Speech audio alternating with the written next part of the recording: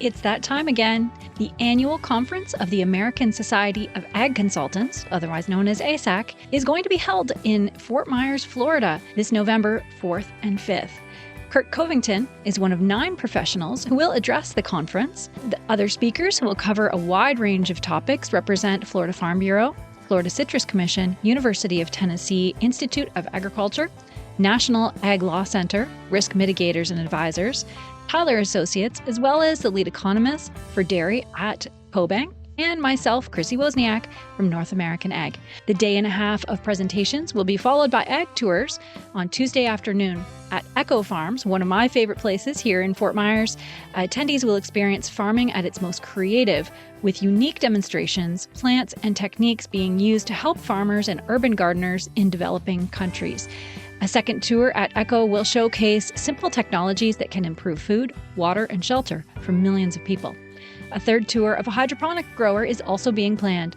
For more information and to register, visit www.agconsultants.org.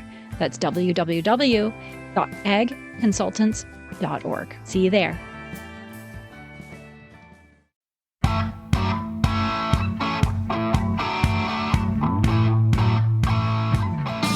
Welcome to North American Ag Spotlight. I'm Chrissy Wozniak. I am honored to have a special guest on the show today to talk about an important issue that we've been covering diligently over the past few years, the Waters of the United States rule and its disastrous implications for the American producer.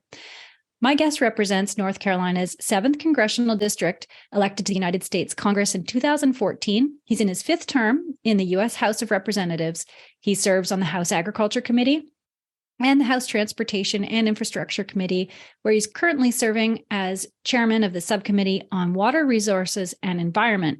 He's been a fierce advocate for agriculture, and he's doing his best to fight this WOTUS ruling. I'd like to welcome Congressman David Rouzer. Welcome, and thank you so much for your time today. Oh, it's great to be with you.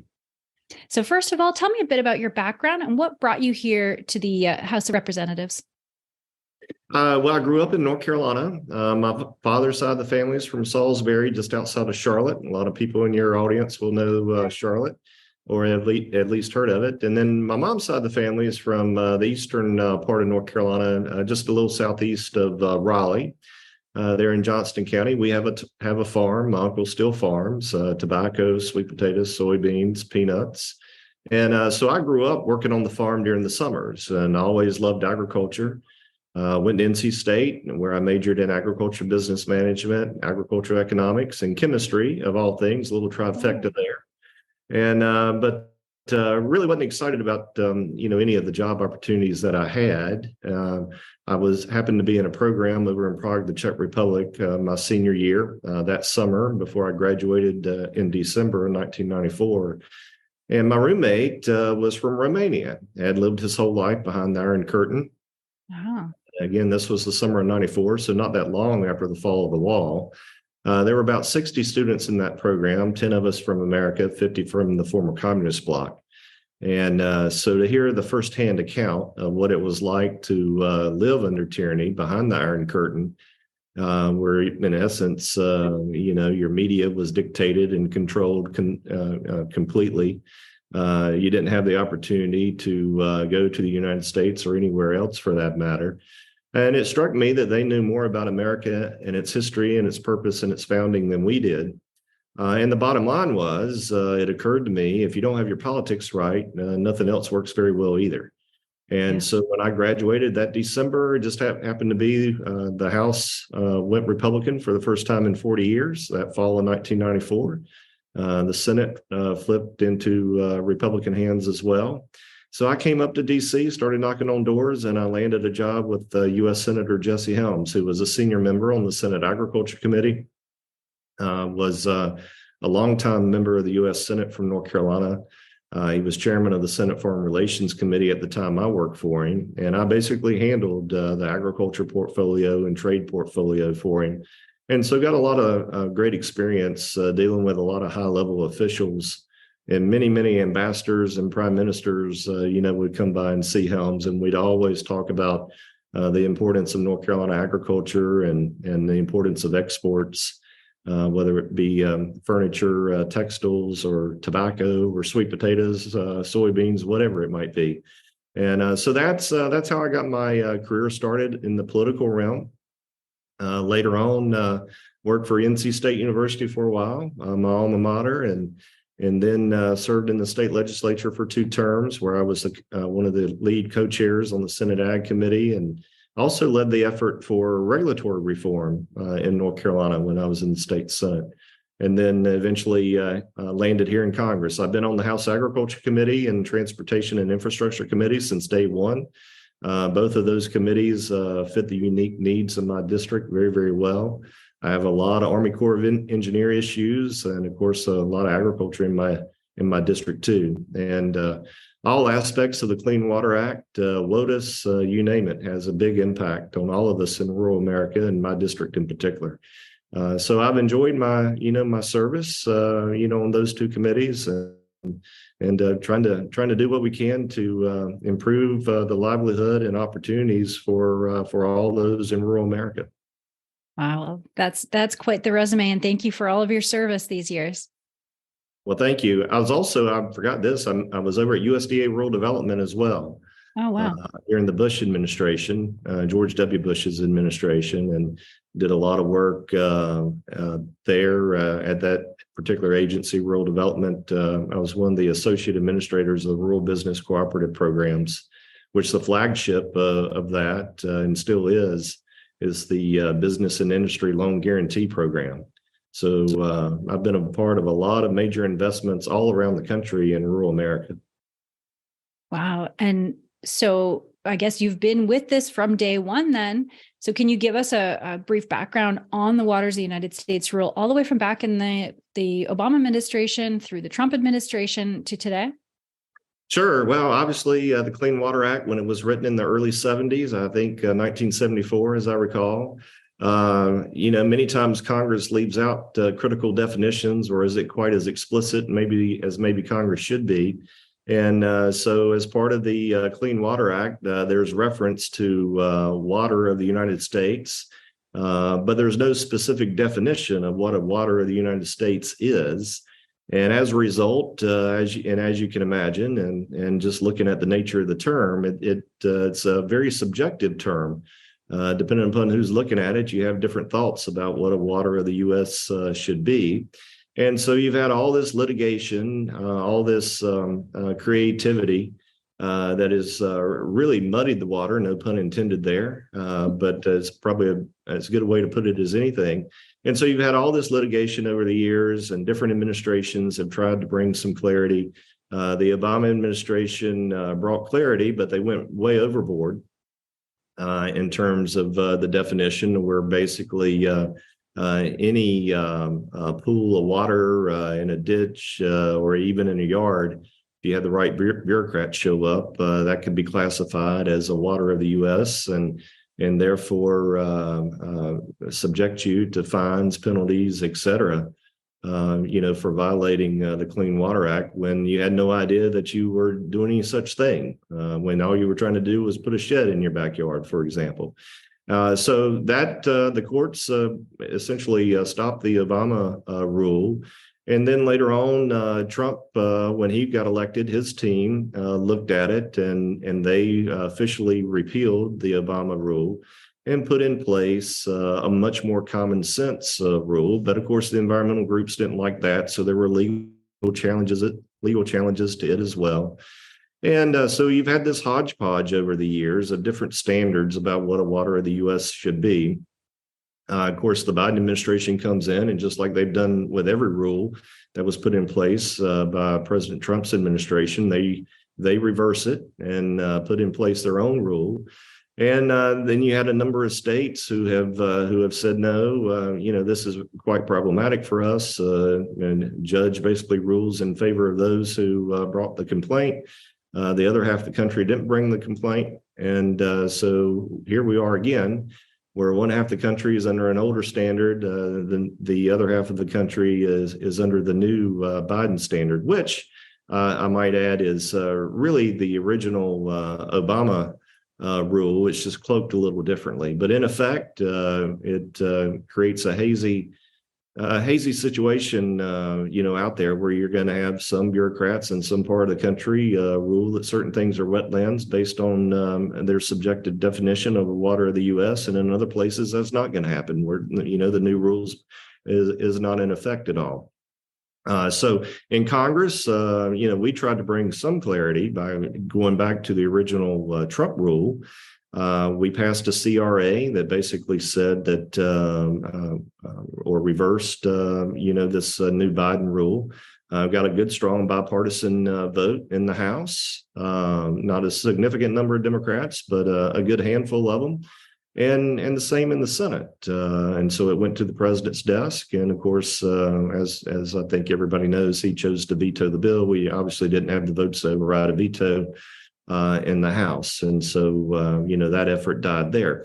But from a litigation standpoint, I have to think it's going to be pretty helpful. And I'm not an attorney, but I have to think it's going to be pretty helpful to have on record a bipartisan opposition from both the House and the Senate on this particular rule as litigation continues in the courts.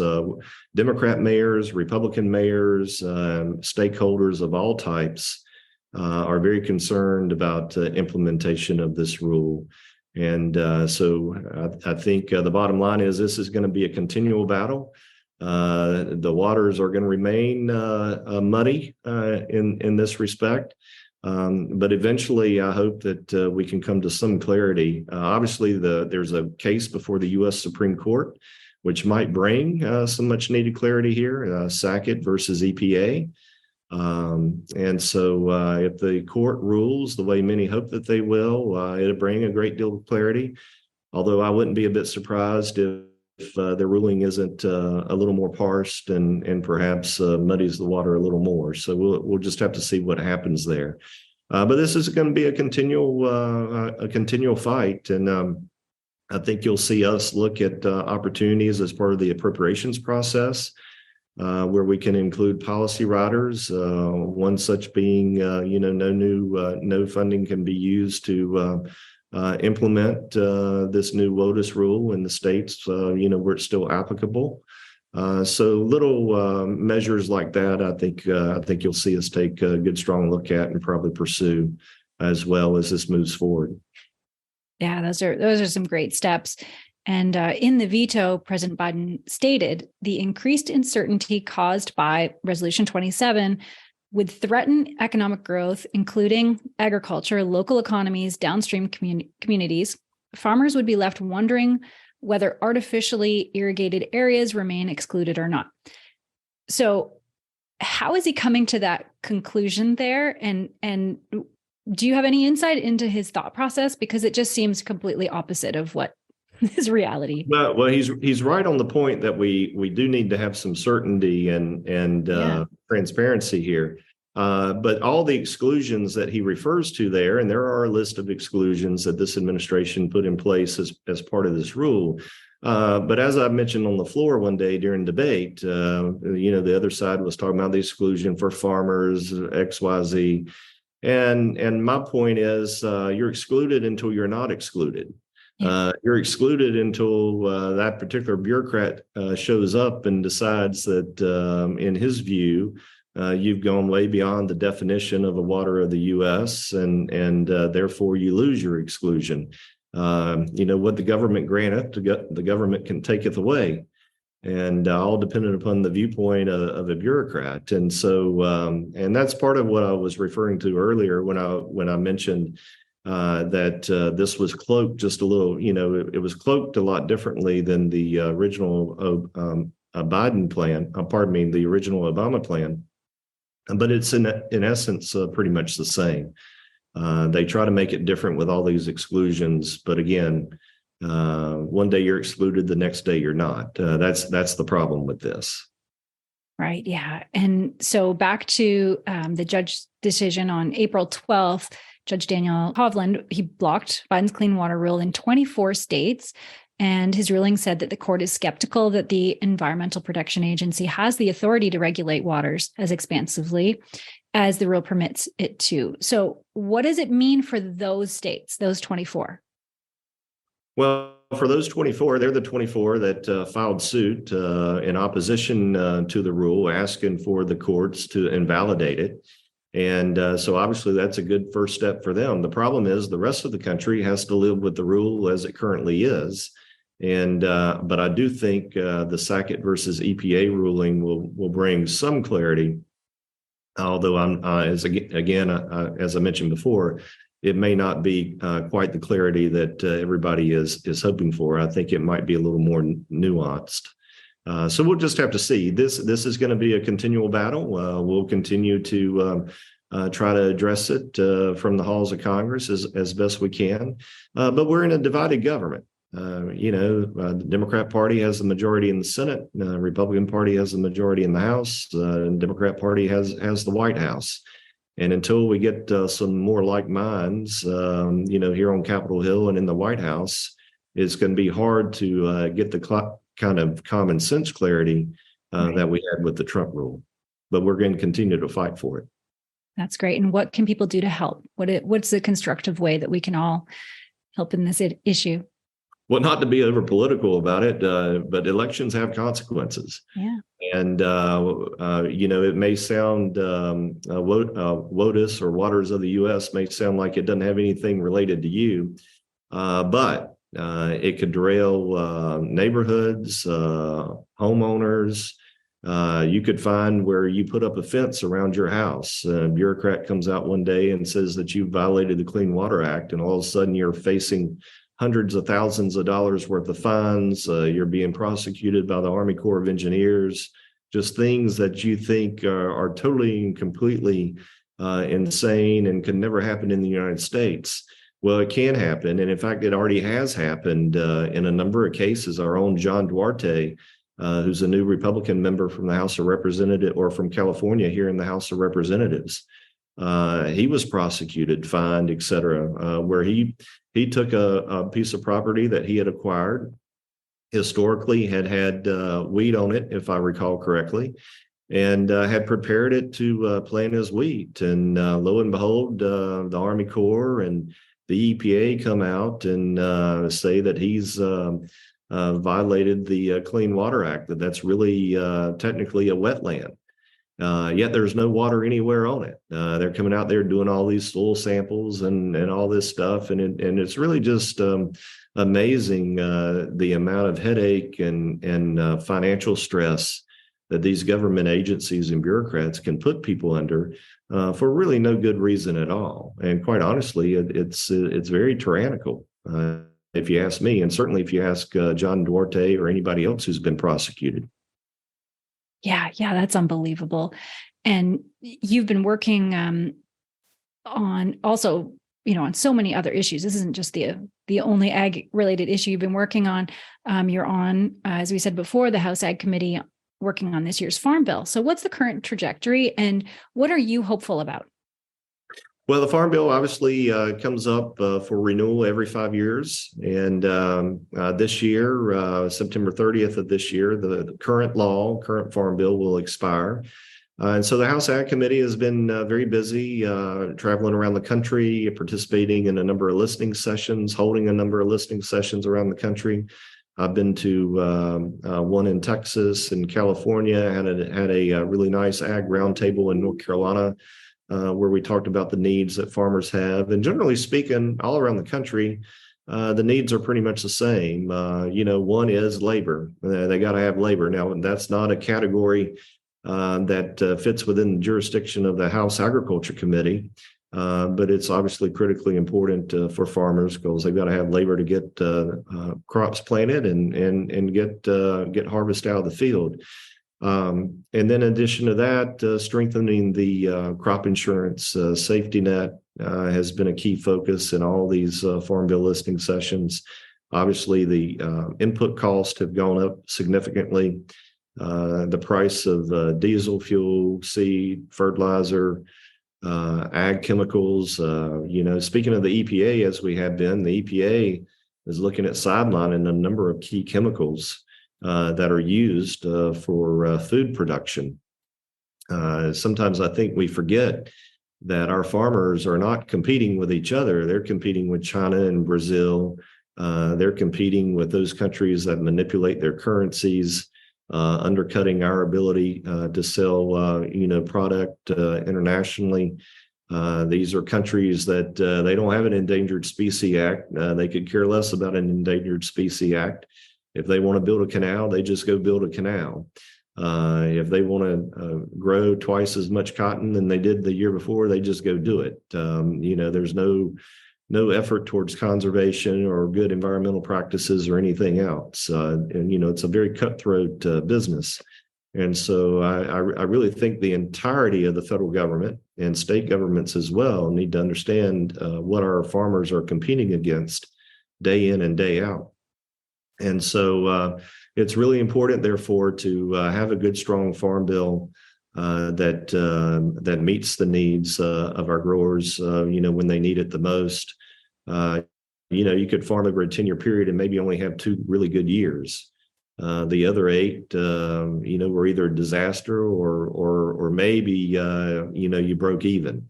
And so it really is a very risky enterprise, not just from the standpoint of all the competitors around the world and all their bad practices that put ours at a disadvantage, but also from the standpoint of weather. And people forget too that farmers are price takers; they're not price makers.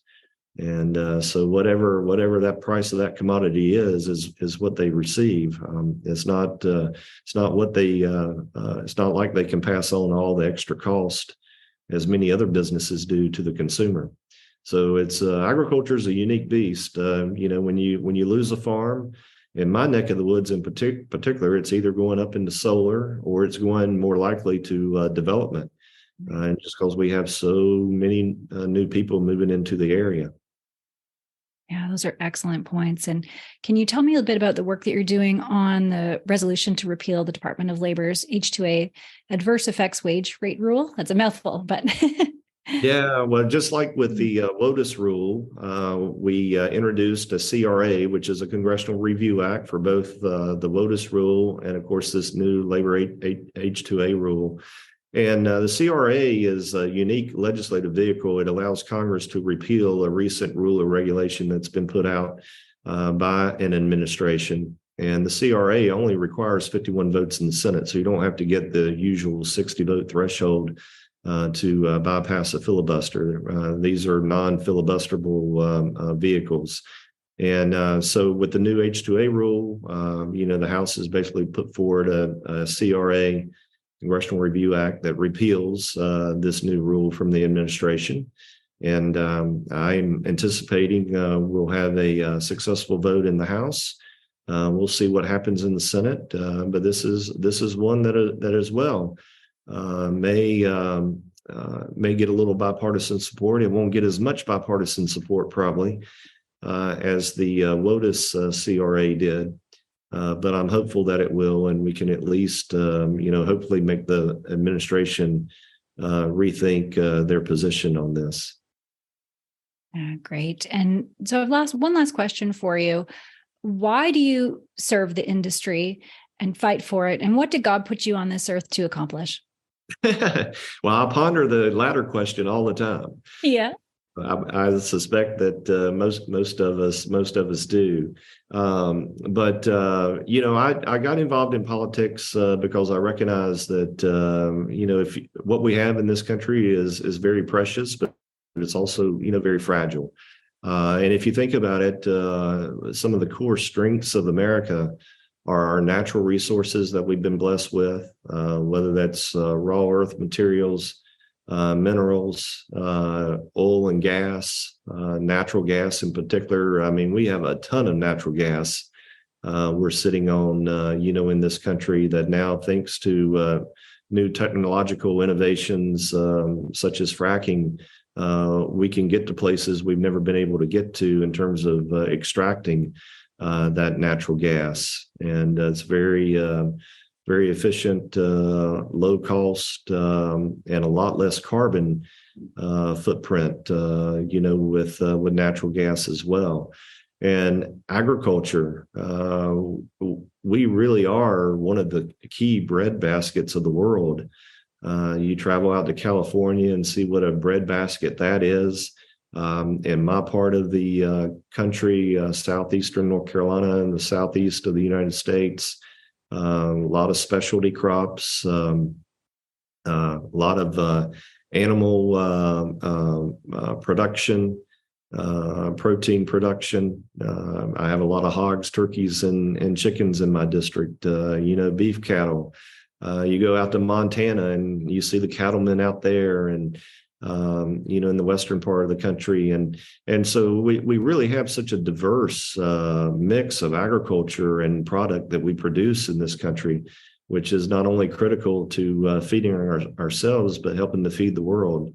And I've always said, if you can provide your own energy and export it to the world, if you can provide your own food and the world as well, you have the underpinnings, the basic principles in place to be very, very strong at home and very influential and strong abroad. And so it's a part of not only our domestic prosperity, economic prosperity, but it's a key part of our national security and our leverage on the foreign stage. Awesome. Yeah, very well said. And if people want to learn more about what you're doing, where can people find you? Well, they can go to the website, rouzer.house.gov, and we have a Facebook page as well, and Twitter, and then, of course, Instagram too. And of course, it's always easy. You could Google any one of us in Congress and probably find all kinds of information, hopefully most of which is true. Yeah. If you just Google David Rouzer, Rouzer, you'll find more than you want to know. But the House website, my official website, is rouzer.house.gov. Awesome. Well, thank you so much for joining me today. Absolutely. And I might add, too, we have a newsletter that you can sign up for on that website, rouzer.house.gov. And a lot of people do. It's got a significant number of subscribers and about a 44% or so open rate, which is pretty phenomenal for an email. Sure is. Yeah. Yeah. Awesome. Well, thanks to all who are watching or listening as well. If you want to learn more, all the links are provided in the show notes. And I would love it if you subscribe and share North American Ag Spotlight, YouTube, Rumble, or Telegram channels. And the podcast is available on Spotify, Apple, Stitcher, Amazon, or wherever you listen to podcasts. And have a great day.